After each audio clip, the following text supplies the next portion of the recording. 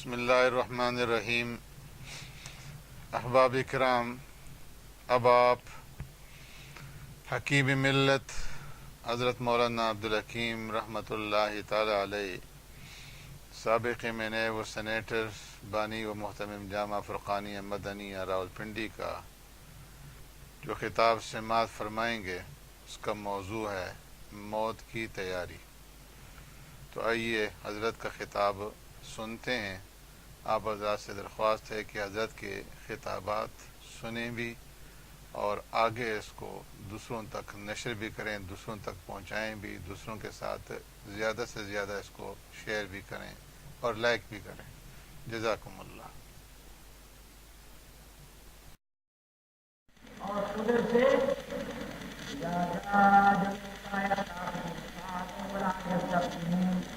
یہ قانون عدل یہ روح کے جسم سے جدا ہونے کے لیے جو ٹائم ٹیبل اللہ پاک نے مقرر فرما دیا ہوا تھا، جب وہ ٹائم پورا ہو گیا تو ایک سیکنڈ کا 100واں حصہ بھی وہ زندہ نہیں رہ سکتا۔ اور ہم یہ اصل قانون ہے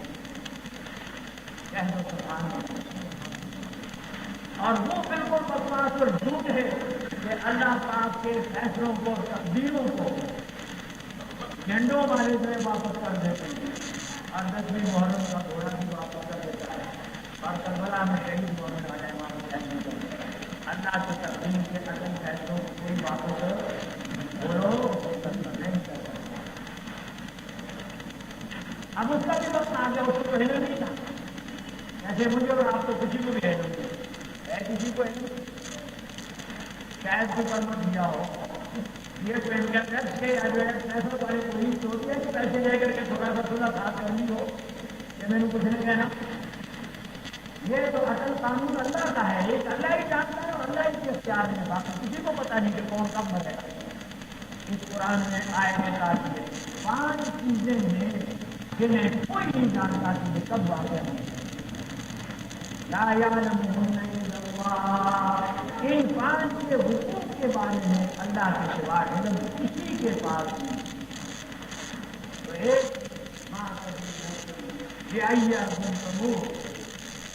کوئی روح والا یہ نہیں جانتا کہ وہ کس زمین میں مرے گا،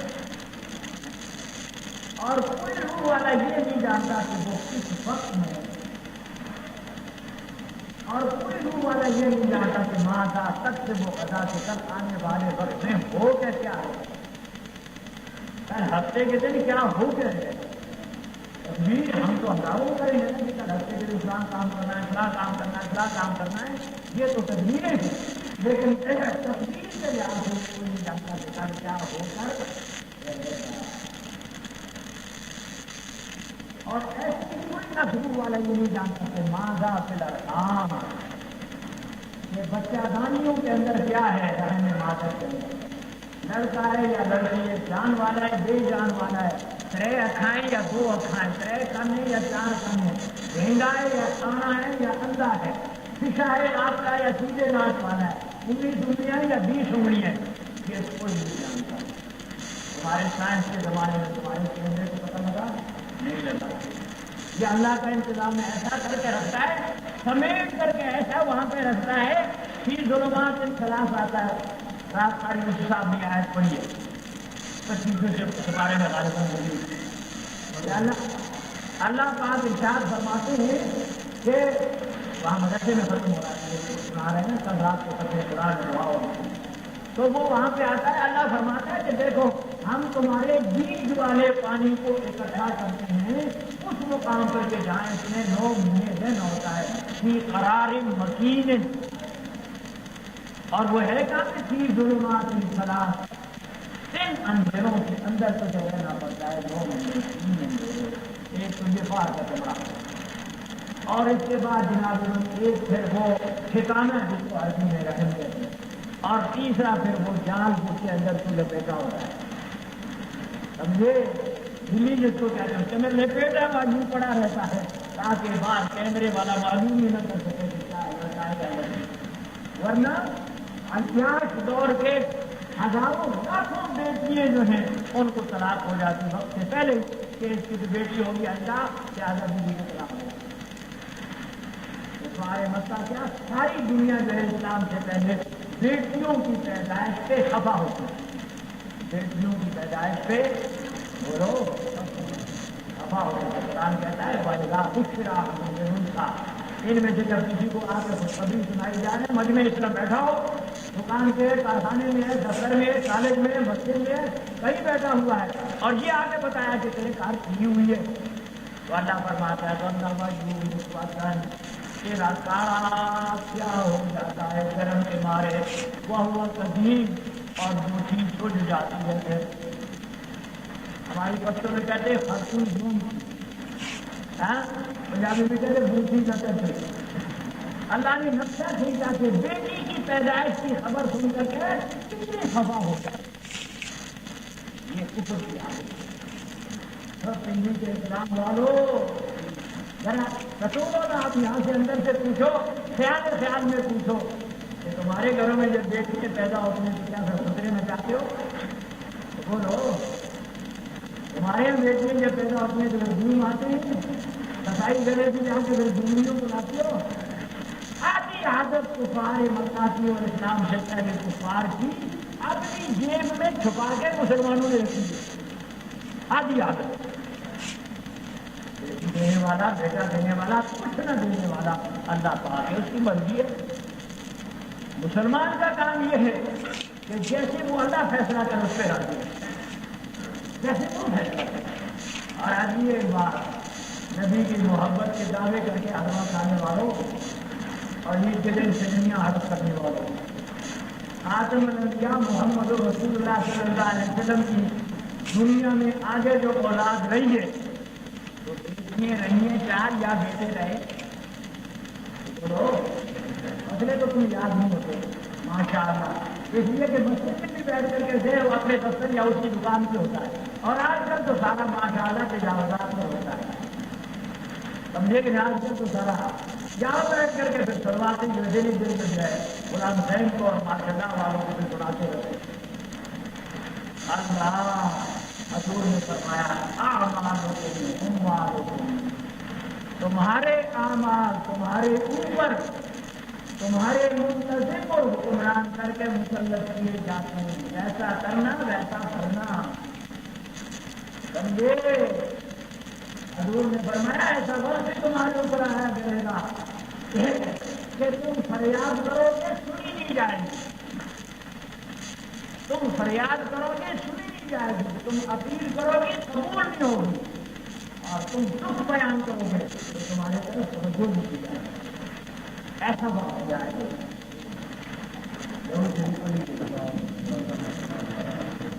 بات کر رہا تھا رحمت دو عالم صلی اللہ علیہ وسلم کی حدیث پاک پیار کر رہا تھا. حضور علیہ السلام نے ارشاد فرمایا کہ اللہ کی رحمت سے نہ ہو تو بات دور میں کر دیتی کہ گناہوں سے قریب ہی نہیں ہونا چاہیے رحمتوں کے دیش کے چارے میں. اور وہ اس آدمی کی بات کر رہا تھا وہ حدیث سنا رہا تھا جو رحمت کی طرف میں نکلا ہوا تھا لیکن اس کو موت کے وقت کا پتہ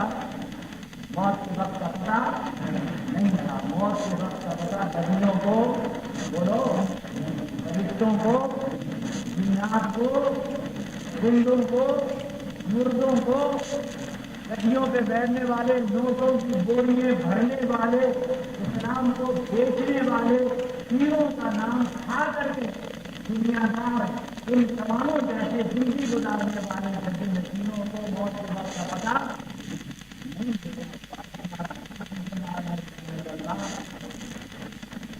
چیزیں ہیں جن کو کوئی نہیں جانتا. موت کا پتہ نہیں ایک مرنے کی جگہ کا پتہ نہیں وقت کا پتہ نہیں جگہ کا پتہ نہیں.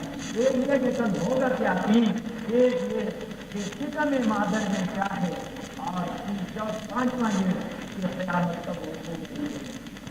قیامت وہ سال کون سا ہوگا مہینہ کون سا ہوگا دن کون سا ہوگا اور پھر گھنٹوں کے حساب سے گھنٹہ کون سا ہوگا یہ بھی ایک اللہ کے بغیر باقی کوئی چاہے تو کوئی یہ کیا ہونے جاتی ہے کیا بڑی یہ مجدد الفسانی کے بڑے ضریب اور اس کے بعد پھر انہیں علماء ربانی نہیں، اللہ والوں کی تعلیمات ہیں، پھر ان نے مدرسوں اور خانقاہوں کے ذریعے سے یہ دین ہم تک پہنچایا، اور آج ہمارے سروں پہ چوٹیاں نہیں ہیں، اور آج ہمارے یہاں تلک لگا ہوا نہیں ہے، اور آج ہمارے گھروں میں سنار نہیں ہے۔ یہ جو اللہ کی توحید کی نعمت نصیب ہوئی، یہ ان اہل علم کی محنت ہے۔ اللہ ان کے کروڑوں رحمتیں نازل فرمائے۔ یہ 5 اس قرآن کے عقیدے کو سکھانا، یہ ہے علمیت اور یہ ہے دین۔ اور اس عقیدے سے ہٹ جانا، اس کا نام بدعت ہے، اس کا نام شرک ہے، اس کا نام بریلویت ہے، اس کا نام الحاد ہے، اس کا نام جو بھی نام ہے، تو سارے ملے گا۔ یہ ہے بالاکوٹ میں شہید ہونے والوں کی تحریک کا خلاصہ یہ تھا کہ وہ اس روئے زمین پہ اللہ کا قانون، اس قرآن کو نافذ کر کے اور اللہ کی حکومت بنا کے دکھانا چاہتے تھے کہ بندہ اللہ کے آگے جواب دے ہو، بندہ بندوں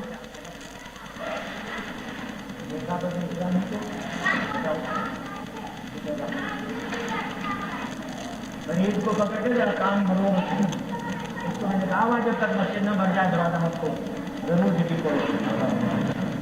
آپ کا کنیکشن بھی شاید ٹوٹا ہوگا، میرا تو ٹوٹ جاتا ہے۔ ذہنی تخیل جو لگا ہوتا ہے میرے نا، یہ درمیان میں بات ہو جاتی ہے، ذرا سارے حضرات پر اللہم صلی علی سیدنا محمد وعلی آلہ وصحبہ وسلم۔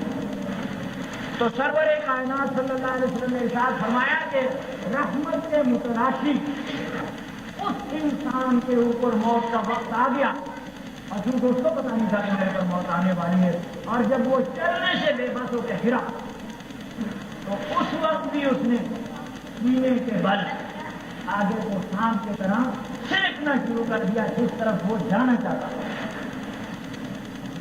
اپنے بس میں جو تھا نا وہ کام کرنا شروع کر دیا، جو اپنے بس میں ہے اس لحاظ سے رحمت کے متعلق ہوگا، جو ہمارے بس میں تو چھینکتے چھینکتے اس کی جان نکل گئی۔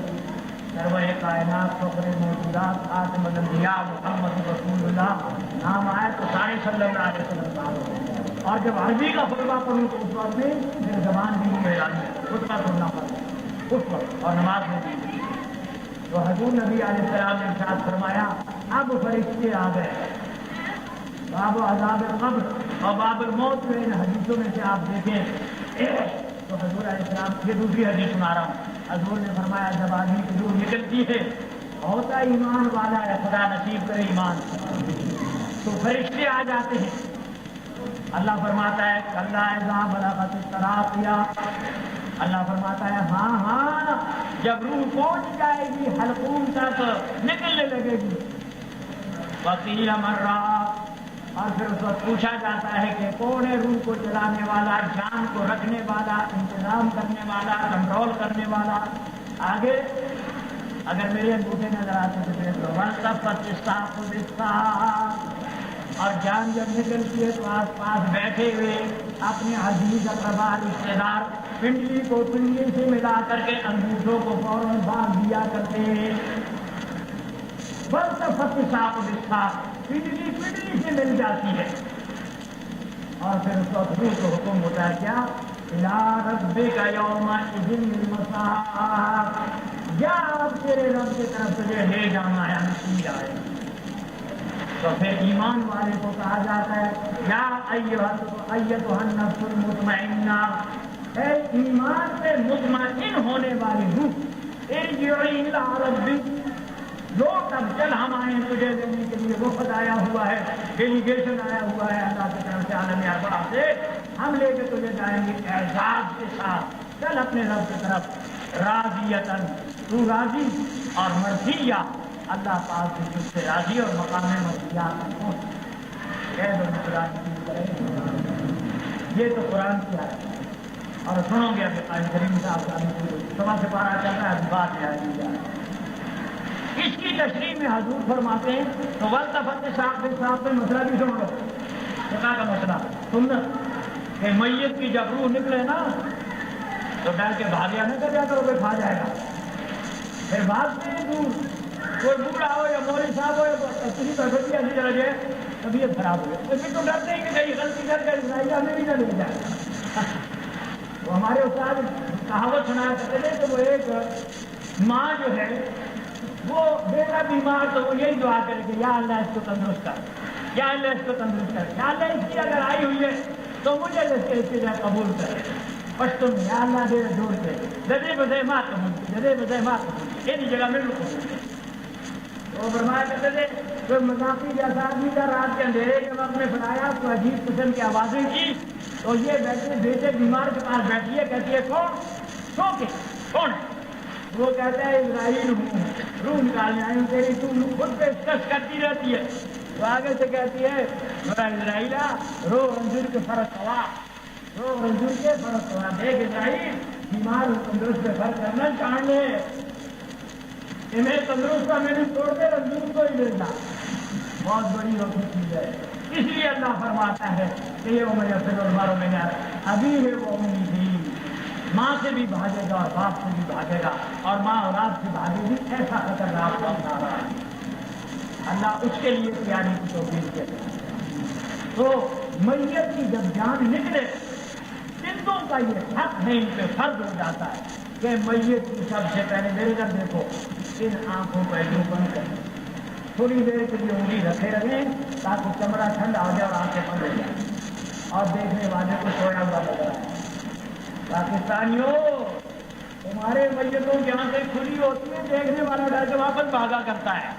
تم نے لیا اسلام، اور اسلام کو رکھا کہاں؟ بلیک میں لے جا کے، رشوت میں لے جا کر کے، ملاوٹوں میں لے جا کر کے، جھوٹی قسموں میں لے جا کر کے، ظلم کرنے میں لے جا کر کے۔ اسلام کو اسلام کی جگہ پہ نہیں قبول کیا، اسلام کو تمام ہیرا پھیری کے لیے استعمال کیا، فقیر سے لے کے امیر تک، غریب سے لے کے دولت مند تک، اور چپراسی سے لے کر کے ملک کے حکمرانوں تک، بادشاہوں صدروں تک اسلام کے ساتھ ہیرا پھیری۔ ورنہ نبی کا اسلام کہاں ہے؟ حضور نے فرمایا جب جان نکلے، اور ابھی جب سمجھو کہ آنکھیں پھپرانے لگ گئی ہیں، تو جتنے زندہ پاس بیٹھے ہو رشتے دار خاندان والے، تم زور زور سے کلمہ شہادت پڑھو، تاکہ وہ جان جس کی نکلنے پہ آئی ہے اگر ہوش ٹھکانے تو وہ بھی پڑھ لے لا الہ الا اللہ محمد رسول اللہ، یا وہ بھی پڑھ لے اشہد ان لا الہ الا اللہ۔ نبی کی تعلیمات، مدینے کی تعلیمات تو اس وقت کے لیے تھی نا، تو پھر بھی تو ہلا دو، اور تم نے لے جا کے کہاں ٹھوک دی؟ تم نے لے جا کے یہ حدیث یہاں سے ہٹا کر کے اور اس کو ٹھوک دیا لے جا کے کہ جب جنازہ گھر سے نکلے تو اپنے مومن ہونے کا بڑا چرچا کرو، اور ایک نعرہ لگا کلمہ شہادت، دوسرے بڑے جوش سے رہتے ہوئے اشہد ان لا الہ، آگے پھر آگے آتا ہی نہیں سوچتے ان محمد رسول اللہ کے آتے ہیں۔ اور اگر کوئی تمہارے جیسا دیندار سمجھدار مسلمان جس نے مسئلہ سنا ہوا ہے، نوجوان بچہ بھی یہ کہہ دے کہ بھائی جی ایسے چیخا مارنے کی ضرورت نہیں ہے، یہ تو جان نکلنے سے پہلے کلمہ شہادت تسلیم کرنے کی جگہ وہ اس وقت کو دعا یہ مانگتا جا کہ اللہ مغفر ورحم ہو، اے اللہ اس کی مغفرت کر، اس پہ رحم کر، اس کو معاف کر، اس کے گناہوں سے درگزر کر، اس وقت ساتھ جاتے جاتے یہ دعا کر، اور یا قرآن کے الفاظ آتے تو وہ پڑھتا جا تاکہ کوئی سارے ثواب کر۔ جو تمہیں سیدھا مسئلہ بتایا گا اے پاکستان کے مسلمانوں، تو آگے سے تمہارا پاس ایک ہی تھوڑا ہوتا ہے، لاڈ میں کالے کرزن بےایمان انگریز کا دیا ہوا مولوی بھابھی ہے، کلمہ شہادت نہیں پڑھنے دیں، یہی ہوتا ہے نہیں ہوتا؟ سچ بولو۔ مجھے اپنے حادثات ایکسیڈنٹ سب یاد ہیں۔ جب میں اس مسجد میں امام ہوا پہلے 1951 15 مارچ 1951 میں نے یہاں کی امامت خطابت کی ذمہ داری سنبھالی، اور 2-4 دن کے بعد یہ ایک میت ہو گئی والے میں۔ تو جب جنازے کے ساتھ یہاں سے چلے تو اب راستے میں جنازے میں جب نعرے لگنے شروع کیے، ایک آدمی مجھ سے کہا مولوی بھی زور نہ نہیں پڑ گئے، ہمارے مولوی بیچارے کو کچھ نہیں دیتا۔ تو ہمارے چودھری حمداللہ صاحب کے والد ماجد غنی اللہ غنی کے رحمت نے مجھے یہاں فرمایا کرتے تھے، اور بھی بوڑھے سارے کہ مولوی جی تھی بڑا دن سونا آواز کر دو، لیکن انہیں لوگوں نے ٹکنے نہیں دینا، 40 دن کو زیادہ تک مولوی رہتا ہی نہیں۔ مجھے اپنی وہ الفاظ یاد ہے، تو میں کہا کرتا تھا اس کمرے میں ہم بیٹھا کرتے، پرانے زمانے میں کمرہ تھا، درس کے بعد میں کہا کرتا تھا دعا کر دیا، تو میں چپ ہو گیا، میں نے اتنا کہا میں بھی پڑھ رہا ہوں، اللہ پاک سنتا ہی ہے۔ خیر پھر جب میں نے مسئلہ بیان کیا تو مجھے اب بھی یاد ہے، کچھ لوگوں نے پھر پر پکڑ اور مولوی تو کافی ہے، کل میں شہادت کو لوگ ٹھنڈے دل سے سوچو کلمہ شہادت نہیں ہوتا. کلمہ شہادت کے پڑھنے کی جگہ بتاتا ہے کہ دنیا سے جانے والے مسافر میں نشانات موت جب تجربہ کار بوڑھوں کو احساس ہونے لگے کہ ناک ٹیڑھی ہونے لگی اور آنکھیں پکڑانے لگ گئی ہیں اور پیر ٹھنڈے ہونے شروع ہو گئے ٹانگیں، تو اس کو اپنے جو آس پاس بیٹھے ہو زور زور سے کلمہ شہادت پڑھو تاکہ وہ بھی تمہارے ساتھ پڑھ گئے. یہ تھا صحیح مسئلہ. وہ نعرے میں لگاتے ہیں وہ ہے جو مسئلہ، وہ مسئلہ نہیں بولے ہوتا ہے. وہ رواج بنا لیا، رواج میں اتنا زور لگایا کہ ہر جائے یہ سمجھے کہ وہ مسئلہ ہی ہے. بات سمجھے کہ نہیں سمجھے؟ اب درود شریف تو والتفت صاف کی آیت کے بعد عرض کر رہا تھا، حضور نے فرمایا آنکھیں بند کرو. اس کے علاوہ ادھر دیکھو، میت کے دونوں ہاتھوں کو اس کے جسم کے ساتھ لمبا لمبا ساتھ جوڑ کے رکھو. دو مسئلے. اور تیسرا فرمایا کوئی وزنی چیز پیٹ کے اوپر رکھ دو، ایسا نہ ہو کہ پیٹ پھولنا شروع کر دے اور بعد میں کفن کے اندر دیکھو تو پیٹ چڑھا ہوا ہے. تو تمہارے جو دشمن ہوں گے پھر میت کا مذاق اڑایا کریں گے اپنی جگہ. ہمارے صوبہ سرحدی کے سارے علاقوں میں ابھی تک ہم چھوٹے تھے بڑا تعجب ہوتا تھا کہ وزنی چیز کوئی بھی تلوار یا تلوار کے سائز کی کوئی وزنی چیز ہو وہ جو ہے میت کے پیٹ پہ رکھ دیا کرتے تھے یا کوئی لکڑی رکھ دیا کرتے تھے. جب کتابیں پڑھی مسئلہ پڑھا تو تب پتہ لگا کہ اوہو یہ گھروں میں بوڑھی مائیں بہنیں اور بوڑھے اس لیے یہ کام کرتے ہیں، یہ تو رسول اللہ کا حکم ہے. تمہارا اسلام بے دین لیڈروں کی زبان میں رہتا ہے. جس کو بے دین ملحد دہلیہ لاہوری میں زائد یا رابطی یا ملحد وہ جس پہ اسلام کہہ رہے اسلام، اور جس نے 14 سال لگا ڈگری نہیں ہوتی ہے اس کا بتایا ہوا مستند جگت شدہ باتوں قرآن و حدیث اور فقہا کی اگر بتائے اس پہ تم اعتبار نہیں کریں. تمہیں جناب من انگریز نے یہ رنگ سکھایا، عادت پڑ گئی ہے 1940 سے لے کے آج تک. ضرور شریف پڑھ لیجیے گا. تو حضور علیہ السلام نے ارشاد فرمایا، حدیث پاک میں آتا ہے اسی طریقے سے میت کے دونوں پیروں کو چھوڑ کے، اور اگر وہ کسی وجہ سے پیر اوپر کے تھے تو لہٰذا سارے لمبے کر کے اور دونوں انگوٹھوں کی کر کے داغی کسی چیز سے ذرا سے چھوڑ دو تاکہ وہ اس طرح ٹھنڈا ہو جائے اور بعد میں دفنانے میں آسانی رہے. اور ساتھ ہی حضور علیہ السلام نے صحابہ کو سکھاتے 23 سال میں 3 لاکھ یا 4 لاکھ کی جماعت میں کوئی اندازہ لگاؤ کتنی میتیں ہوئی ہوں گی مسلمانوں کی. تو حضور نے یہ موت اور زندگی کے سارے مسائل سکھائے ہیں. اب اپنے طرف سے دین نہ بڑھاؤ، دعا کے بھی مسئلے سکھائے ہیں، دفنانے کے بھی سکھائے ہیں، مٹی ڈالنے کے بھی سکھائے، ہر مسئلہ رسول اللہ نے سکھایا.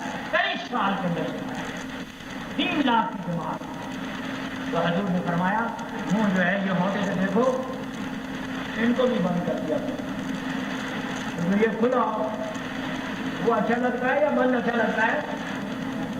ہم سے تو آدمیت کے طریقے تک چلے گئے ہیں، ہمیں تو آدمیت کی عقل بھی نہیں رہی. اس نظام کو چھوڑ کے دینی تعلیمات کو چھوڑ کے ہمیں نفس آدمیت بھی نہیں آتی. اسی پہ فخر کیجیے کہ پہن کے کیٹرون پہن لیا یا تیری میری مرضی ہے. یہ تمہارے کپڑوں کے نام ہوتے ہیں، پتہ نہیں آج کل نہیں. میں بھی تو بڑا ہرکبہ بازار ہوں اور گھڑی باندھ کے لگا دی اور ٹیلی ویژن رکھ دیا، یہاں سے کنٹریوں کے گانے رکھ دے تو ہندوستان سے لے آئے اور خوش ہوتے ہیں یہاں بڑے کتے مسلمان ہیں. پتہ ہے بغیر عمل کے مسلمان کا یوں انجام ہوتا ہے جیسے کہ پورے مشرق وسطیٰ میں اور پوری دنیا میں آج مسلمانوں کا ہو رہا ہے. مٹھی بھر کافر مار مار کے ٹکڑوں پہ مار مار کے جھوٹا بنا دیا. سمجھے اس قرآن میں خدا فرماتا ہے وَإِنْ مِنْكُمْ عِشْرُونَ مُؤْمِنُونَ، اے ایمان والو تم میں سے ایمان والے اگر 20 ہوں گے یغلبوا مئتین بإذن اللہ تو وہ 200 کے اوپر غالب آیا کریں گے. یہ غزوہ بدر کے موقع پہ نازل ہے. 313 میں 1000 لڑاکا کافر اور 2-4 ہزار ان کے ساتھ خون گویے شراب پلانے والے اونٹیں ذبح کرنے والے پکانے والے سارا ملا کر کے کل تعداد تقریباً 4000 کا لشکر فوج کیا مجھے اور محمد عربی کے ساتھ ٹوٹل 303 تھے 313 تھے. غالب 313 ہوئے کہ نہیں ہوئے، لیکن شرط یہ کہ تم میں سے ایمان والے 20 ہوں تو 200 غالب آئیں گے. تم میں سے وہ لوگ ایمان والے. تو کیا یہ پاکستانیوں کا اپنے آپ کو ذرا نہیں سوچا کرو.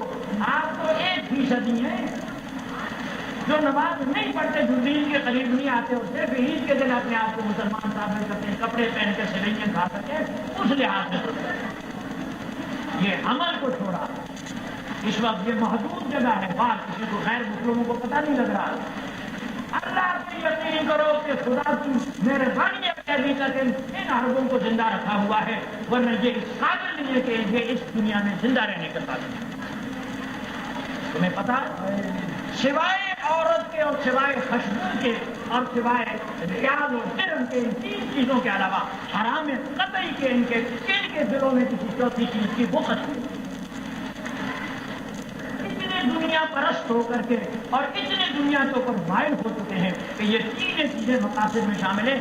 سوئی میں دھاگا ڈالنا تک نہیں جانتے, سوئی گیس جلا کر کے اور اپنی چائے روٹی گرم کرنا تک نہیں جانتے, اور استنجا کرنا نہیں آتا. اللہ پہ یقین کرو, حاجیوں سے پوچھو, وہ باہر کے ملکوں سے یہ قادیان کے اندر وہ دوسرے قسم کی چیزیں رکھی ہیں جن میں ٹوٹی لگی ہوتی ہے, اور ہگنے کے بعد اسی کو بیٹھے نیچے جب ہمارا چلتا رہتا ہے, پانی وہ چلاتا ہے, وہاں سے صاف کرتا ہے.